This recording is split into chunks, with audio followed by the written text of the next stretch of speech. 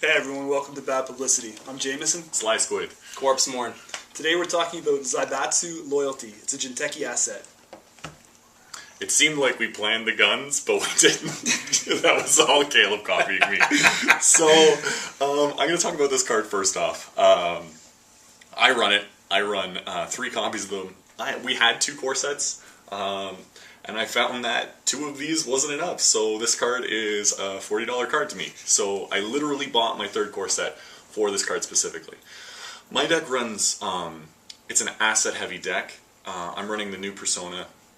It's kind of a weird way to do the deck. I don't know how many people are running it right now, but I just ice up my core servers, and then everything else has no ice in front of it. So this card is really good for me on 2 levels. It keeps everything secret.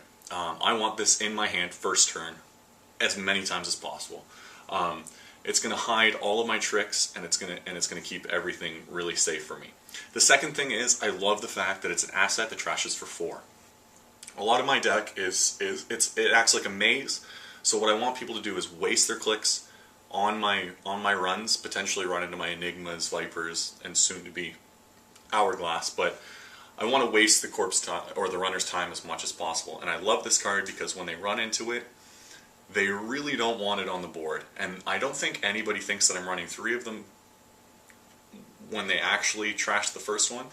And then they quickly realize that I have another one unresed somewhere else. Personally, for me, this card is invaluable. Like, I just absolutely adore it. So we know that this card will stop infiltration. What else are you using this for? I'm not too sure about which other cards are going to do some revealing. I'm pretty sure that there's a couple of agendas that when scored do something like that. Don't they flip them over? There's so there's Snitch right now. There's Satellite Uplink, and there's Infiltrate. Satellite Uplink does the 2, and Snitch does 1 every turn. So there's a multitude of ways that people might sneak peek. I call it this, the sneak and peek at the assets or possible agendas that you have down in your remote servers. One of the best things about, one of the worst things about this is if their deck contains nothing that is going to sneak and peek, then they can effectively ignore it. So in that case, then the corp has kind of wasted, potentially wasted a little bit of their time and money. But if they're holding anything that sneaks and peeks, especially when playing against a Jinteki deck that has tons of remote servers, and it is like a minefield. You do not know what you're walking into. You at least want to have the chances leveled a little bit for you. You want to be able to see what's under there. At least see, even if you sneak a peek at a trap, you at least now know that that's a trap, and you'll make a run elsewhere, right? But the best part about that, and the way it all ties together, is the fact that this thing costs 0 to put down. So, or 0 money to res, so $0, which is huge savings for the corp, but it's 4 to trash for the runner. So even if they do find it and they trash it, you just made a pretty big spread between their money and yours, that's always good. Like, it's almost like trashing pad campaigns. Like that, and that's what I'm saying about it being an agenda that splashes for 4, or an asset that splashes or trashes for 4. I love having 2 assets. Generally, I like having like an income asset, sort of like a pad campaign. I love having a Zaibatsu in my hand, and I love having an agenda in my hand, because on the turns where I'm going to be putting out cards in my remote servers, I love to just take 3, shuffle them up, put them face down. And then, I mean, that shuffling tricks people into thinking that I have an agenda there, but in my mind, it's a 1 in 3 chance that they're going to run into it, and they either have another chance of running into 2 cards that trash for 4. I mean, most case scenarios is people will trash pad campaigns depending on how much income I already have. But if I'm really low on income, people will trash pad campaigns without even thinking about it, which is genius. But this, people tend to think about, and I think they get rid of the first one just because they don't want it to bite them in the ass later. If they forget about it, and that's the beautiful thing, if they don't sweat it at all, then you know that they don't have any in your deck, so maybe you don't even need to play the rest of them. You know what I mean? So you can save on the install. Is this card good enough on its own, or are you looking for other cards to complement this? That the card itself is good enough on its own. The card itself is basically a standalone. It does what it needs to do, and it has that specific one purpose. Technically, the card only works with other cards. Well, yeah. When it's triggered, essentially, when somebody does want to sneak a peek. But I'm assuming all of that's already happened, kind of thing, and going off the card alone. Yeah, that's basically all I can say about it. So this card has a splash cost of 1. Are you putting this in other factions you're building? See, that's the thing. I can't... Like, Corpse runs a Jinteki deck too, and he doesn't have any of them in his deck. And that's the thing. I think it takes a special kind of deck to run this. I think that I found that little niche that makes it work. Like, I make this card sing, basically.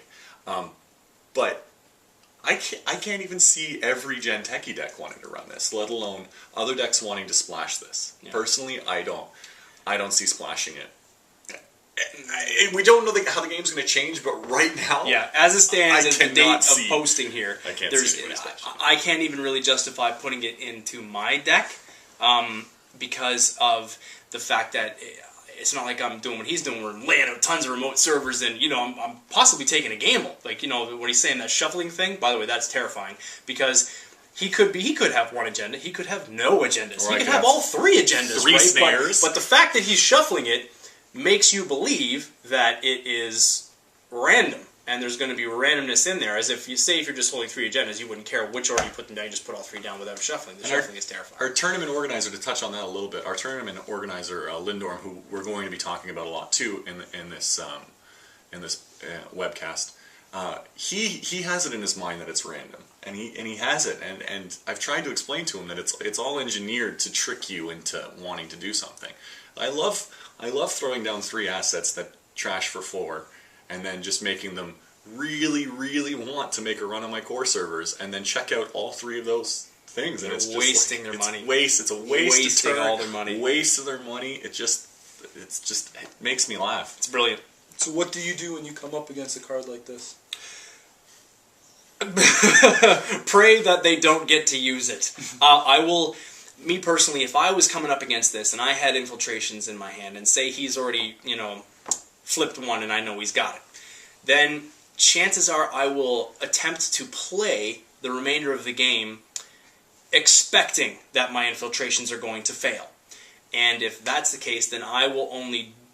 Well, I probably wouldn't even play them at that point. I'd hold them in my hand for possible discards, that sort of thing. So it is going to hinder me.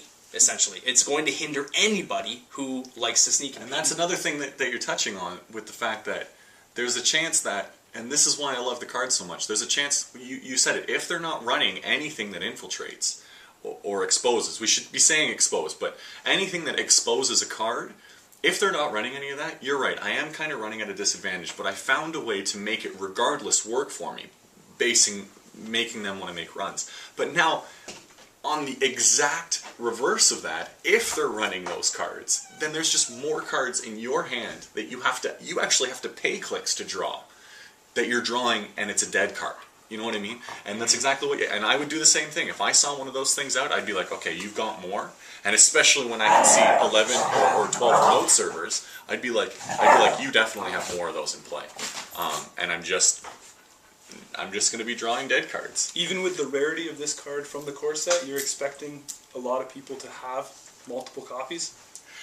And that's what I think it comes down to. I think it's either you're going to use this card and you're going to want all of them, or you're not going to use it. I see a lot of net decks that run two copies of it, and I think that's primarily because basically everybody bought 2 core sets. If you're serious in this game, you own 2 core sets. I have 3.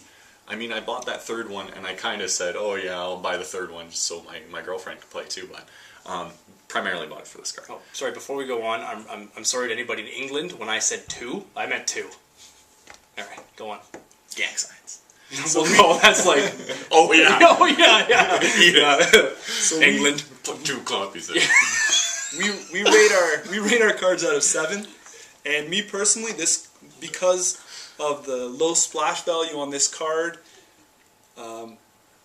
that's what draws it down for me. I don't think you would use this in any other situation other than a Jinteki based deck. I'm going to have to rate this a 4. Yeah. I mean, I'm going to have to take my personal like out of this card, and I'm going to have to... Yeah, I think... Yeah, it's better than average. I think I'm going to go a little higher than you.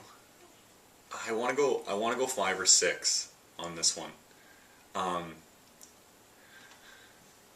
think well, I mean, it's the only card that does what it does. That's the first and foremost thing. So if you are worried about it, then there's nothing else that you can do to bypass exposing cards other than putting this in your deck. So that's what I think. I want to say it at a 5, but because this is the only card out right now that does it, I'm going to jump it up to a 6, just on the pure fact that that's the only one that does it. So, all right, I'm going to play off that a little bit.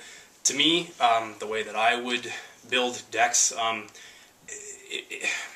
it would be very, very hard, even with a splash cost of 1. It would probably be very hard for me to justify putting this in anything other than a Jinteki deck.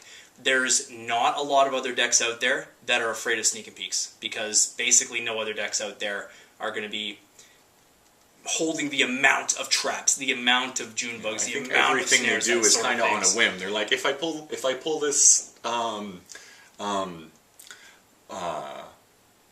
ghost server, or what's no, Ghost Branch. Ghost Branch. If you pull that off, that's kind of an added thing. But yeah. So basically, for me, splash cost is low. That's a plus. The thing costs 0 to res, which is great, and it's an asset. So for a Jinteki deck that is going to be running a lot of traps, a lot of servers, and really doesn't want to get their stuff found out, this card is a 6. For any other faction, I'm going to shoot it below average. It's going to be a 3. Yeah, I'm gonna have to go with that one too. I'm gonna do the 2 thing on it too. You guys are cheating. Well, it's not cheating, because we're trying to give you an opinion. We don't want you to think that it's going. So maybe what we'll do is we'll cut it on average. We'll drop it down to a 5 just based on that. Like, we'll consider the splash value in the rating system, whether or not you'll splash it. We'll eventually figure out this 7-point thing right now. I stand by what I said. Yeah. If you're Jinteki and you need it, she's a 6. It doesn't matter. Anything else, it doesn't matter what he says. it's a It 3. doesn't matter what he says. It doesn't matter what I say. What do you think? Comment below. Give us a like. Subscribe, because you know there's more coming and you want to know when. Thanks, guys. Peace out.